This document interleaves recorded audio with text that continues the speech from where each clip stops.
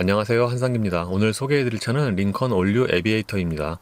에비에이터는 링컨 브랜드의 미드사이즈 SUV이고 이름만 놓고 보면은 현행 모델이 2세대입니다. 에비에이터는 2000대 초반에 3년 정도 판매가 됐던 모델인데, 그러니까 굉장히 오랜만에 에비에이터라는 이름이 다시 살아난 거죠. 라인업에서는 내비게이터와 노틸러스 사이에 위치를 하고요.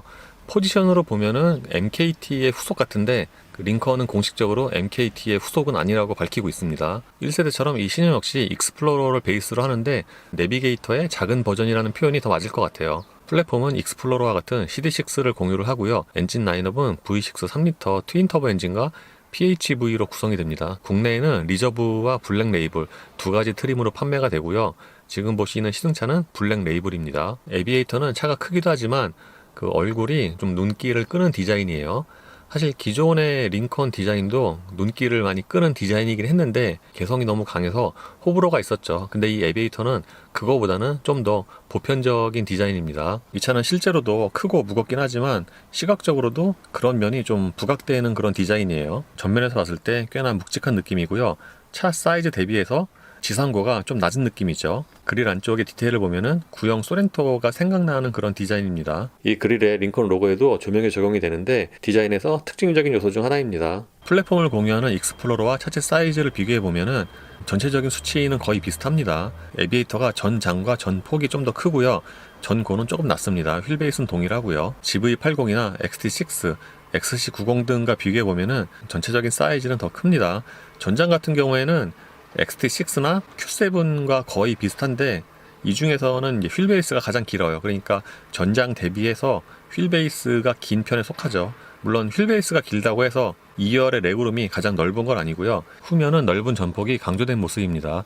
2차 전폭이 2020mm인데 트렁크나 범퍼에 가로 라인이 쭉 뻗어 있어서 실제보다 더 넓어 보입니다. 그리고 전체적으로 보면은 미국차답게 크롬 장식이 좀 많이 쓰였습니다. 테일램프에 적용된 방향지시등은 가장 끝쪽에 위치해 있어요. 그래서 측면에서 봤을 때도 이 방향지시등이 잘 보입니다. 보통 다른 차들은 트렁크에 차명이 붙잖아요. 근데 이 차는 그 양쪽 팬더에 붙었고요.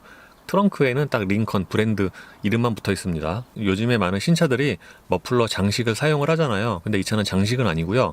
그 디자인이 조금 독특합니다. 머플러 안쪽을 보면은 이렇게 약간 막혀 있어요. 그래서 실제 머플러 팁은 바닥을 향해 있습니다. 이 차는 인터페이스가 다른 게 몇 개 있는데 그 중에 하나가 이 도어 손잡이에요. 이 차는 그 손잡이 안쪽에 있는 길쭉한 그 버튼을 누르면은 도어록이 해제가 됩니다. 그리고 차에서 내려서 문을 잠글 때는 그 B필러에 있는 그 키패드 가장 하단에 있는 자물쇠 모양의 아이콘을 누르면 문이 잠깁니다. 물론 키로 잠궈도 되고요. 타이어는 구디어의 이글 투어링, 사이즈는 275에 40R 22입니다. 이 차 크기나 출력을 생각을 하면은 22인치여도 그렇게 큰 느낌은 아니죠. 참고로 리저브와 블랙 레이블 모두 휠 사이즈는 22인치로 동일하고요. 휠 디자인만 다릅니다. 에비에이터의 실내 디자인은 꽤 화려합니다.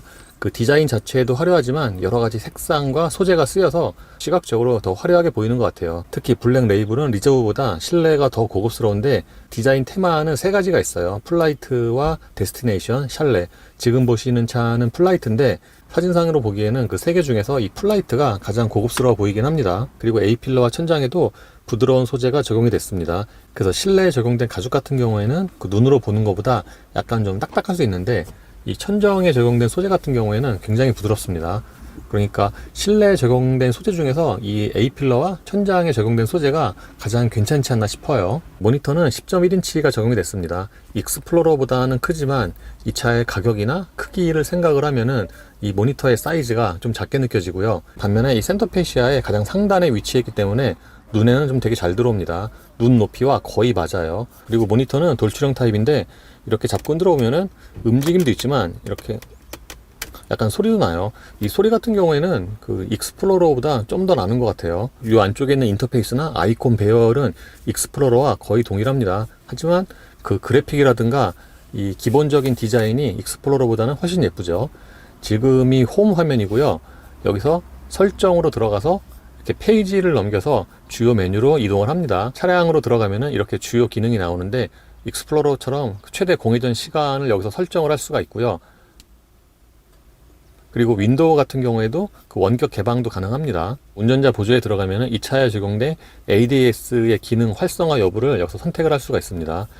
지금 보시는 것처럼 여기 적용된 그 ADS가 꽤 많죠. 마지막 페이지에 그 무드 조명 있는 것도 익스플로러와 동일하죠.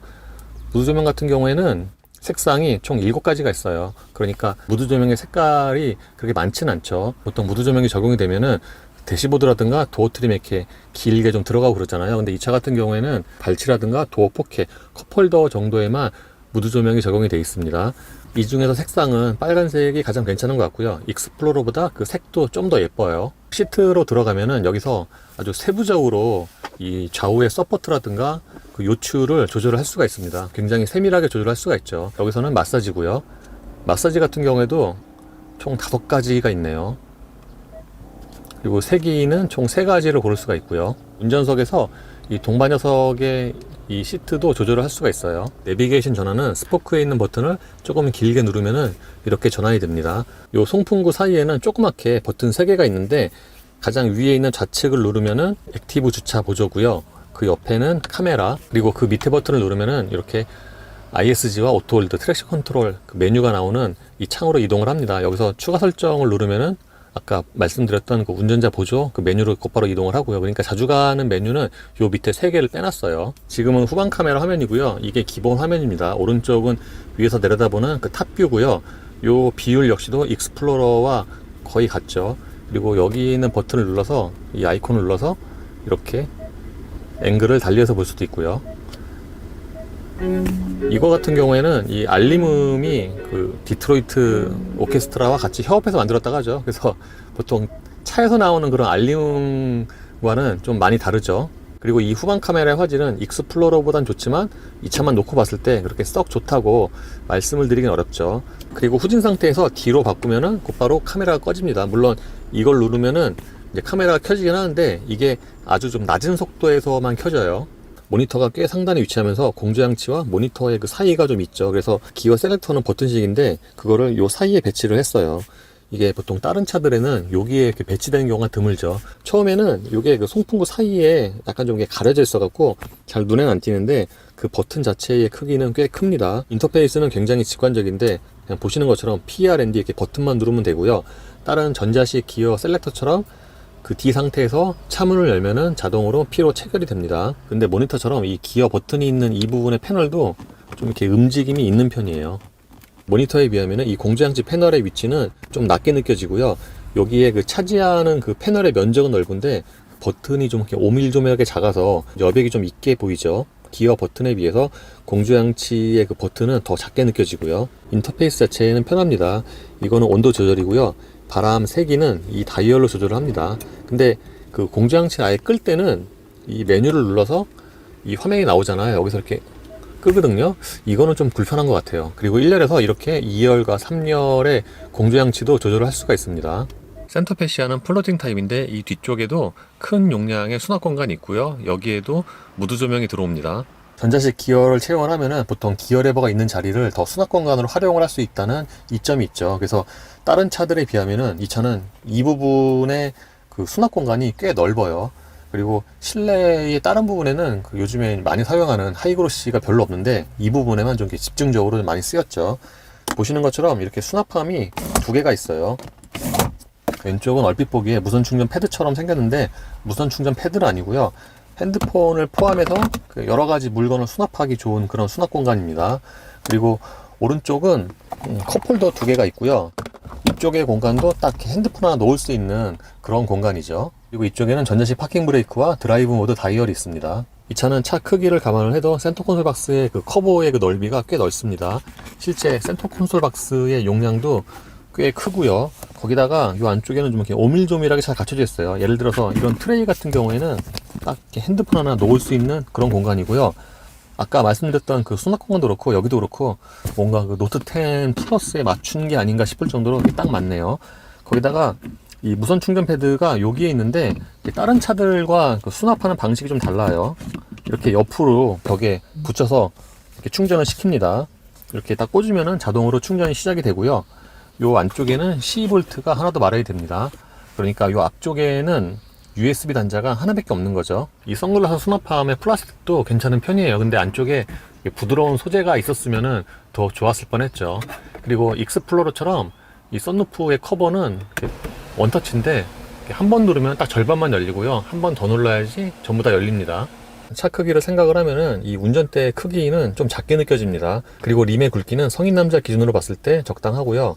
우리가 주로 운전할 때 잡는 그 10시 15분 방향 있잖아요. 그 부분이 조금 더 굵어요. 스포크 왼쪽은 오디오, 오른쪽은 트릭 컴퓨터인데 이 네 방향키로 메뉴를 이동을 하고 선택을 합니다. 그리고 그 밑에 쪽에 있는 이 6개의 그 좌우 버튼은 ACC와 차로 유지 버튼이죠. 특이한 것 중에 하나가 이 음성인식 버튼인데 이 스포크 옆쪽에 있어요. 그 위치가 좀 특이하죠. 계기판은 풀 디지털이 적용이 됐습니다. 시인성은 괜찮은데 디자인이라든가 폰트가 아주 그렇게 썩 예쁜 편은 아닙니다. 그러니까 실내에서 디자인이 가장 아쉬운 부분이 아닌가 싶습니다. 그리고 요즘에는 많은 디지털 계기판들이 드라이브 모드에 따라서 그 디자인이 바뀌는데 이 차는 그렇진 않아요. 이 가운데 부분에서는 4WD 앞뒤 토크 배분과 오프로드, 트릭 컴퓨터 등의 정보를 확인을 할 수가 있고요. 드라이브 모드는 일반이 기본입니다. 여기서 왼쪽으로 다이얼을 돌리면 안정과 떨림 선택을 할 수가 있는데, 떨림은 우리가 흔히 얘기하는 이제 스포츠 모드 같아요. 그리고 오프로드는 미끄러움과 깊은 도로 조건을 선택을 할 수가 있습니다. HUD는 면적이 꽤 커서 속도계를 비롯한 주요 정보가 눈에 잘 들어옵니다. 이 좌우에 그 폭이 넓은 것 같아요. 그래서 여기에 표시되는 정보가 이렇게 좌우로 길게 나열이 되어 있죠. HUD는 높이와 회전을 할 수가 있고요.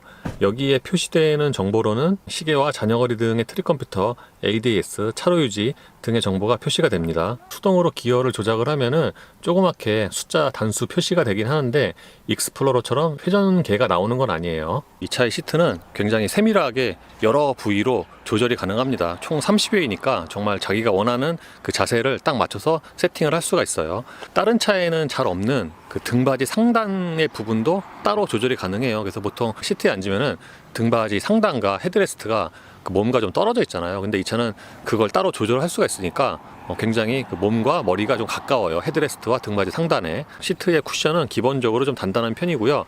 성인 남자 기준으로 보면은 좀 작게 느껴져요. 특히 쿠션의 길이가 짧습니다. 기본 길이가. 근데 쿠션의 앞부분을 개별적으로 조절할 수가 있어요. 보통 쿠션의 앞부분을 조절할 수 있는 차는 많지만 이 차처럼 그 좌우를 따로 조절할 수 있는 차는 흔치가 않죠. 근데 전체적으로 보면은 시트의 크기는 차 사이즈 대비 그렇게 큰 편은 아닙니다. 그리고 착좌감이 처음에는 좀 어색할 수 있어요. 왜냐하면은 통상적인 시트에 비해서 약간 좀 울룩불룩하다고 해야 되나? 그렇습니다.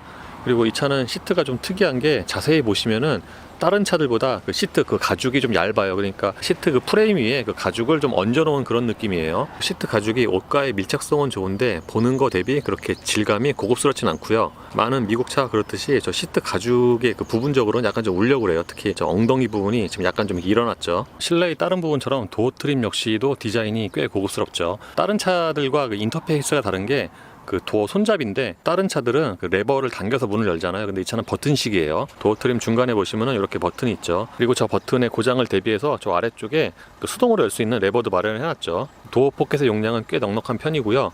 유리는 4개 모두 다 원터치입니다. 보통 SUV 6인승의 2열의 독립 시트는 좀 더 편하잖아요. 벤치 시트에 비해서. 근데 이 차는 독립 시트인 것을 감안을 하면은 그 2열의 그 시트가 그 착좌감이라든가 크기가 아주 이렇게 넉넉한 편은 아니에요. 쿠션도 좀 짧고요. 그래서 2열에 앉으면은 그렇게 편한 그런 느낌은 아니에요. 그리고 이 차는 휠베이스가 익스플로러랑 동일한데 똑같이 2열 시트를 최대한 뒤로 밀었을 경우에 무릎 공간이 조금 더 작은 것 같아요. 제가 앉았을 경우에 무릎과 앞치도 사이에 주먹이 딱 2개 정도가 들어가요. 그러니까 휠베이스 대비해서 무릎 공간도 아주 그렇게 넉넉한 편은 아니죠. 이게 그 1열 시트의 그 뒷판 있잖아요. 그 저게 두꺼워서 익스플로러보다 그 무릎 공간이 조금 더 줄어든 게 아닌가 싶습니다. 2열 시트는 그 등 가운데가 닿는 부분이 좀 이렇게 볼록하게 튀어나와 있어갖고 그것 때문에 착좌감이 좀 떨어지는 것 같아요. 그리고 이 차는 2열 도어가 굉장히 넓게 열려서 그 승하차의 편의성은 좋아요. 1열 시트를 가장 낮게 했을 경우에도 이 밑으로는 신발이 넉넉하게 들어가고요. 그러니까 상하에 그 여유가 있죠. 반면에 그 좌우의 폭은 약간 좀 좁은 편입니다. 센터 콘솔 박스 뒤에 있는 이 작은 액정을 통해서는 좌석과 온도, 오디오 등을 설정을 할 수가 있습니다.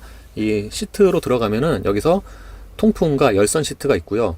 그러니까 2열에 통풍 시트까지 있는 경우가 되게 드물잖아요. 이 차는 2열에도 통풍이 마련이 됩니다. 그리고 온도는 공조장치고요. 여기서 2열과 3열도 공조장치를 컨트롤할 수가 있습니다. 설정으로 들어가면은 디스플레이 끄기와 간략한 화면, 이 모드 같은 경우에는 자동과 주간, 야간을 고를 수가 있습니다. 그리고 이 아래쪽에는 USB와 220이 있고요. 여기에는 컵홀더와 딱 핸드폰 놓기 좋은 수납 공간이 있고요. 이 센터 콘솔 박스의 용량도 꽤 큰 편입니다. 지금 보시는 것처럼 이 안쪽이 꽤 깊어요. 그리고 이 안쪽에 USB 단자도 하나 마련이 되어 있고요. 2열에서도 파노라마 루프의 커버를 열고 닫을 수가 있습니다. 그 개폐를 딱 분리를 해놨어요. 이쪽이 여는 거고요, 이쪽이 닫는 거고요. 2열 승객을 위해서는 블라인드도 마련이 되어 있고요. 그 2열 유리도 두 겹입니다.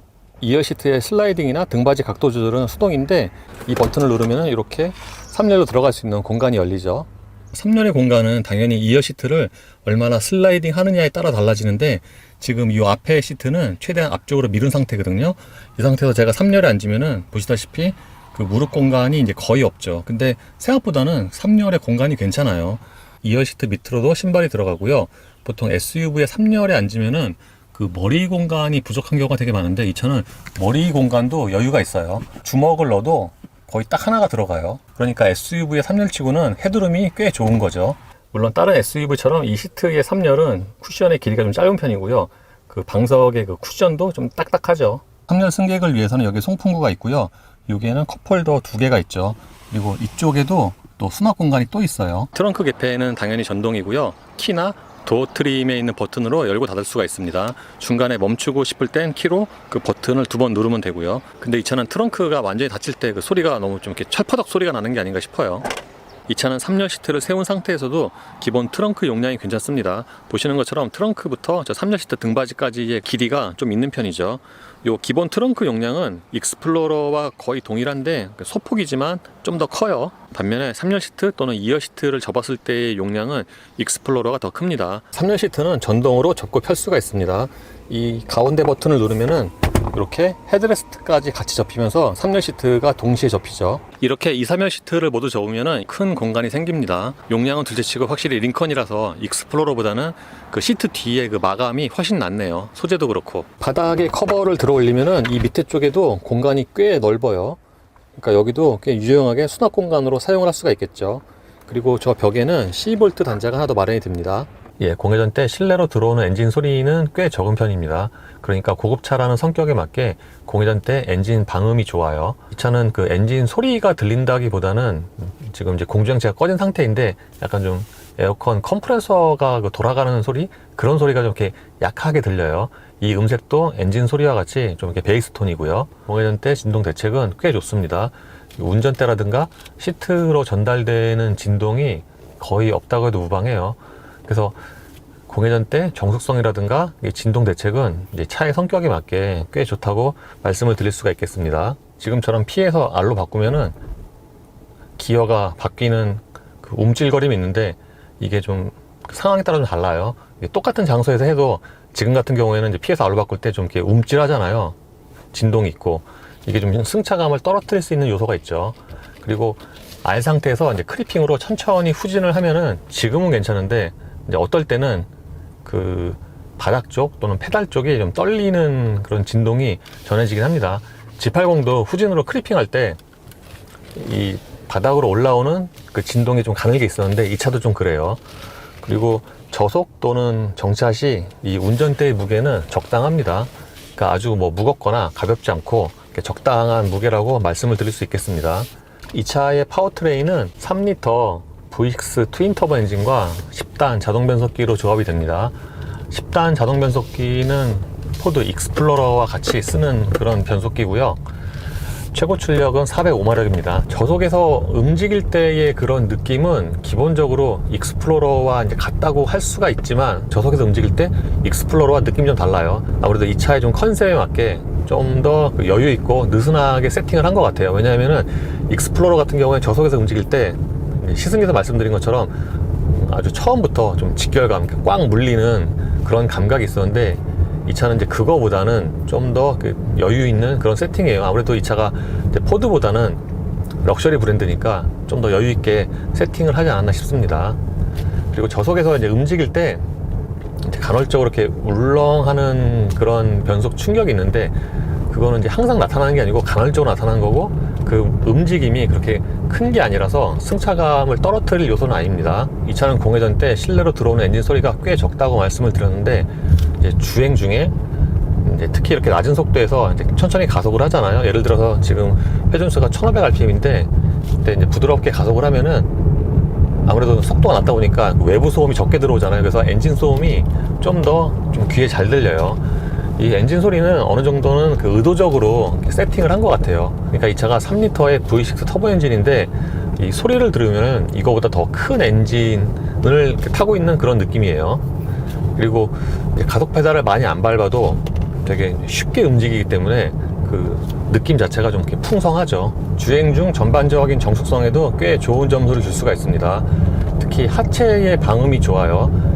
이 차가 22인치 휠에 275 타이어인 것을 생각을 하면은 이 주행 중 특히 이제 90으로 2도로 달릴 때 노면에서 올라오는 그 타이어 소리가 꽤 적은 편이에요. 그래서 이런 노면 소음이 적다 보니까 다른 부분이 좀 더 부각되어 들리는 것 같아요. 특히 바람 소리.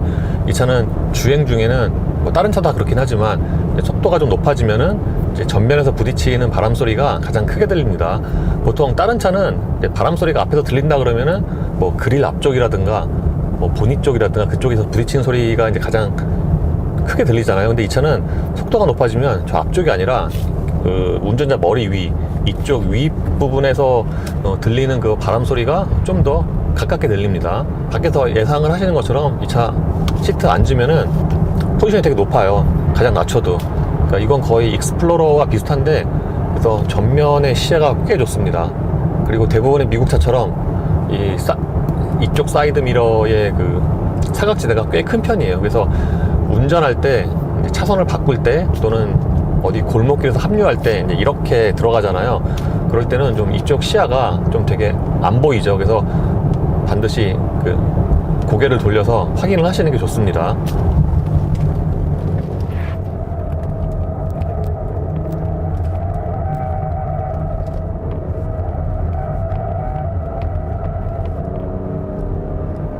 이 차가 되게 크고 무겁잖아요. 근데 코너 빨리 돌아갈 때 의외로 되게 안정적이에요. 그러니까 뭐 스포티하거나 그런 맛은 떨어지는데 그 차체 그 자세 자체가 안정적이에요. 그리고 보통 미국 차들이 전자장비의 세팅이 보수적인 경우가 많은데 그러니까 좀 일찍 잡고 좀 늦게 풀어주죠, 엔진 출력을. 근데 이 차는 그 정도는 아니고요.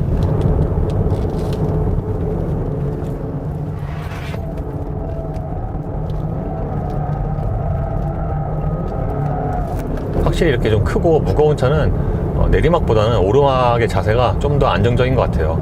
그리고 아까 내리막에서도 말씀을 드린 것처럼 이 차는 그 언더스티어가 기본적인 그 성향이잖아요. 근데 전자장비로 그거를 최소화를 합니다. 이 차가 꽤 무거워도 최고 출력이 400마력이 넘으니까 좋은 가속력을 기대를 할 수가 있잖아요. 실제로 가속력이 꽤 빠릅니다.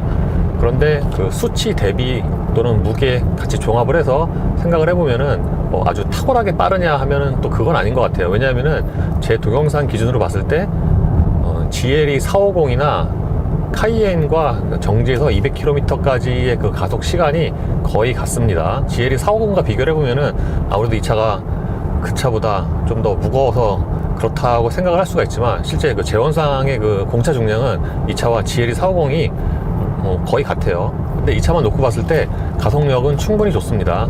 이렇게 높은 출력의 차가 좋은 점은 이제 많이 안 밟아도 차가 잘 나가는 건데, 그러니까 똑같은 속도로 가속을 한다고 해도 이렇게 출력이 높은 차가 좀 더 여유로워서 그러니까 운전에 대한 그 스트레스가 좀 덜하죠. 승차감은 제가 얼마 전에 익스플로러를 시승을 했잖아요, 신형. 그 차와 비교하면은 이 차가 당연한 얘기지만 좀 더 좋죠.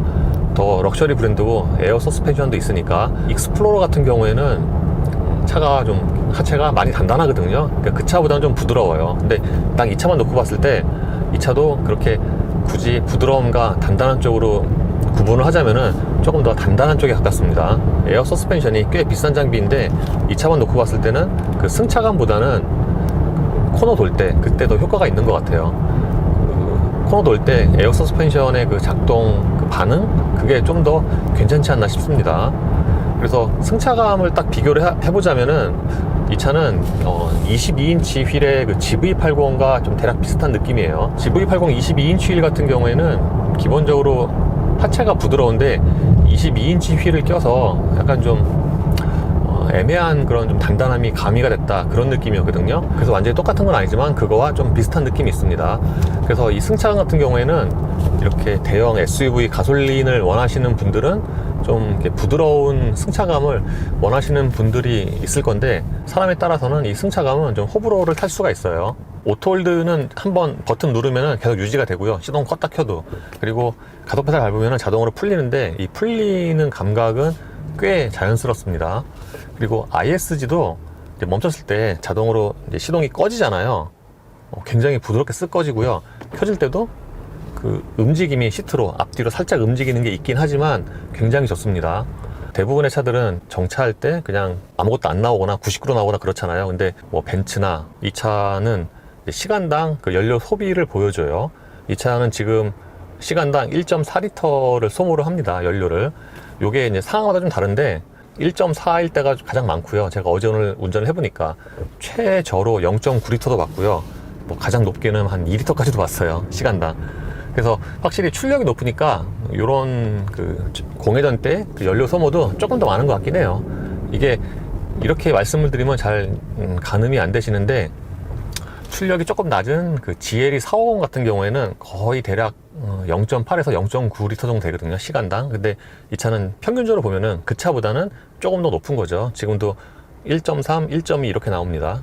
이 차는 대략 한 4000rpm 이상부터는 엔진 소리가 좀 많이 커지죠. 근데 그 엔진 소리가 듣기 싫은 건 아니에요. 그 음색 자체가 좀 스포티하고 좀 묵직하고 확실히 좀 큰 엔진 같다, 그런 음색이죠. 약간 좀 머슬카 같은 그런 느낌도 있고요. 고속 안정성 같은 경우에는 그 자세가 신형 익스플로러와 거의 같습니다. 이 차는 고속으로 직진할 때 그 안정감이 좀 떨어져요. 그러니까 앞쪽이 좌우로 좀 이렇게 미세하게 흔들리는 그런 느낌이에요. 그래서 익스플로러도 그렇고 고속 안정성, 특히 이제 직진성에는 좋은 점수를 주기가 힘듭니다. 거기다가 이 차는 대략 한 110km 이상이 되면은 저 보닛이 좀 떨려요. 오늘은 좀 덜 떠는데 어제는 좀 바람이 많이 부는 날이어서 그런지 좀 더 떨었죠. 근데 오늘은 어제보다는 좀 덜한데, 어쨌든 이 차는 고속으로 올라가면은 저 보닛이 좀 이렇게 떨리는 게 눈에 보입니다. 보통 보닛이 떨리면은 이제 와이퍼 쪽에 있는 부분이 떠는 경우를 좀 많이 보거든요. 예를 들어서 제가 작년에 유럽에서 샀던 체로키 디젤도 그렇고 이보크도 좀 떨었던 것 같아요. 근데 이 차는 고속으로 주행할 때 그 와이퍼 쪽이 아니라 그 보닛의 그 중간 부분이 이렇게 떠는 게 좀 눈에 보여요. 어쨌든 고속으로 주행을 할 때 그 보닛이 좀 떠는 게 눈에 보이면은 시각적으로 좀 불안하죠.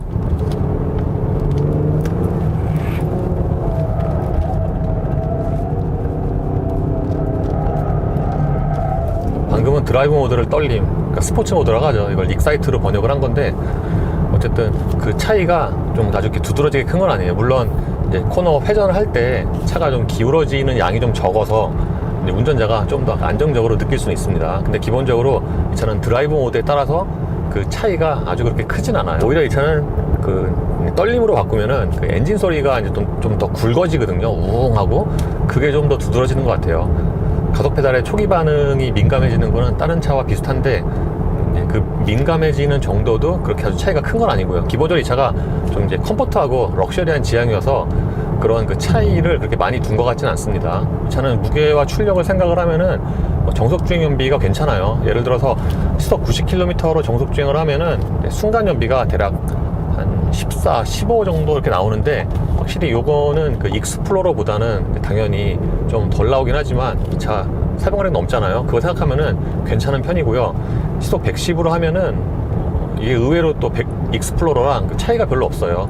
그리고 XT6와는 좀 근소하지만 조금 더 좋은 것 같고요. 그래서 익스플로러 때도 그랬지만 확실히 좀 10단 변속기의 그 덕을 좀 보는 것 같아요. 참고로 10단으로 90km로 정속 주행을 하면은 이 회전수가 한 1300rpm? 이 정도밖에 안 돼요. 이 차의 ADAS와 차로 유지는 익스플로러와 동일해요. 이 차 같은 경우에는 그 스포크 이 중간에 있는 왼쪽에 있는 이 버튼을 눌러야 이 기능이 활성화가 되고요. 그러니까 시동 껐다 키면은 다시 눌러줘야 돼요, 사용하려면. 그리고 여기서 셋을 누르면은 이렇게 ACC가 실행이 되죠. 이 ACC와 이 차로 유지, 그러니까 차로 유지 버튼 이쪽에 있는 버튼을 누르면은 저기에 운전대 녹색 그림이 뜨는데 개별적으로 사용할 수도 있습니다. ACC와 이 차로 유지 성능은 익스플로러와 거의 동일해요. 중앙을 그냥 지키는 능력이 괜찮은 편이고요. 그 유지 시간이 그렇게 길진 않아요. 대략 한 12초 정도가 지나면은 이제 첫 번째 경고 메시지가 뜨고요. 그 후에 한 3초, 4초가 지나면은 경고 음이 울리고, 그 후에 한 또 5초 정도가 지나면은 기능이 이제 해제가 되면서 ACC도 해제가 되죠. 그러니까 속도가 줄어요. 여기에 차량 감속 중이라고 이렇게 메시지가 뜨죠. 그래서 이 정도 시간까지 운전자가 이거를 무시할 정도면은 이제 좀 위험 상황이라고 판단을 해서 속도를 줄이게 그렇게 세팅을 한 것 같아요. 그러니까 만약에 사고가 나도 속도가 줄면은 그만큼 좀 상해 정도가 덜 해지잖아요. 그러니까 안전 측면에서 이쪽이 좀 더 유리하다고 판단을 한 것 같습니다. 몇몇 브랜드가 이렇게 세팅을 하죠. GV80도 똑같은 상황에서 속도를 줄여요. 그리고 이 차는 HUD에 ACC와 그 차로 유지 그 정보가 저기 뜨는데, HUD를 사용한 상황에서는 계기판은 안 떠요. 보통 저기도 뜨면 계기판도 같이 표시가 되잖아요. 근데 이 차는 안 그래요. 대신에 HUD를 끄면은 계기판에 표시가 되고요. 이번에 링컨 에비에이터를 오랜만에 시승을 했는데요. 저 옛날에 국내에 잠깐 팔 때 그때 시승한 이후로 이번이 처음이에요. 시간이 많이 흐르긴 했지만 그때와 달리, 그리고 최근에 타본 그 링컨 차들과 달리 이 신형 에비에이터는 그 상품성이 꽤 좋습니다. 그러니까 지금까지 타본 그 링컨 차 중에서는 이 상품성 또는 경쟁력이 가장 좋은 것 같아요. 그리고 이 차는 외장 디자인에서도 경쟁력이 있습니다. 이게 많이 팔리는 이제 브랜드가 아니어서 신선한 느낌도 있지만, 기본적으로 웅장하고 좀 이렇게 눈을 좀 끌어당기는 그런 디자인이에요. 기존의 링컨 같은 경우에는 개성이 있다 못해서 약간 좀 이렇게 전위적인 그런 느낌도 있었잖아요. 근데 이 차는 그거보다는 좀 더 보편적이면서도 보기가 좋은 그런 디자인입니다. 그리고 아까 실내에서 말씀을 드린 것처럼 이 블랙 레이블 기준으로 보면은 그 실내의 디자인도 꽤 잘 나왔고요. 물론 단점도 있습니다. 이 차의 전체 상품성에서 저는 시트가 가장 좀 만족스럽지 못해요. 물론 제가 이 차를 뭐 오래 오너로서 타고 다니면은 이제 적응돼서 어떨지 모르겠지만, 이제 1박 2일 타는 입장에서는 이 시트의 그 형상이라든가 그 크기가 편하지가 않아요. 기본적으로 하체가 조금 단단해서 이제 호불호를 탈 수도 있겠지만, 이제 거기에는 이 시트도 포함이 되거든요. 그 예전에 샀던 에비에이터도 차 크기 대비해서 시트가 되게 작아서 그 당시에 시승하면서 와, 좀 의외다 그런 생각을 했었는데, 그거만큼은 아니지만 이 차 역시도 이제 차 크기 대비해서 시트가 좀 전체로 작은 편이고요. 특히 2열 같은 경우에는 6인승 독립 시트 치고는 크기가 되게 작아요. 그래서 2열에 앉았을 때 저거보다는 이제 훨씬 더 안락하고 편해야 되는데 그렇지 않습니다. 그러니까 좌우가 폭이 좁고 쿠션도 짧고 그래서 2열에 앉아도 그렇게 편하지가 않아요. 반면에 3열인 것을 감안을 하면은 전체적인 거주성이 또 괜찮고요. 그래서 보통 6, 7인승 SUV는 2열의 공간이나 거주성에 좀 더 할애를 하잖아요. 근데 이 차는 그 2열과 3열을 균등하게 배분한 그런 느낌이에요. 그리고 전반적인 주행 성능도 만족스러운 편입니다. 근데 좀 민감하신 분들은 뭐 본인이 떨린다거나 그 저속에서 변속기가 간헐적으로 약간 좀 울컥거린다거나 그런 점은 이제 마음에 안 드실 수 있겠죠. 그래서 저는 이 에비에이터가 소비자가 이제 구매를 몇몇 차종을 놓고 고민을 하잖아요. 그 리스트에 포함이 될 수 있을 정도로 상품성이 좋아진 게 가장 큰 의미가 있지 않나 싶습니다. 이 링컨 브랜드에서 확실한 거는 전체적인 구성에서 보면은 그 리저브가 캐딜락 XT6와 가격이 비슷하잖아요. 거의 같은데 그 차보다는 전체적인 구성이나 상품성이 훨씬 낫습니다. 그리고 이 차가 오디오가 좋다고 칭찬이 많은데, 카오디오에 가산점을 많이 두시는 분이라면은 이 에비에이터가 더 좋은 선택이 될 수도 있겠습니다. 그리고 익스플로러와 달리 주행할 때 그 잡소리는 또 거의 없네요. 익스플로러 같은 경우에는 썬루프나 썬바이저에서 들리는 그 잡소리가 크게 들리는 편이었는데 이 차는 그렇진 않아요. 예, 이로써 링컨 올류 에비에이터의 시승을 마치겠습니다. 감사합니다.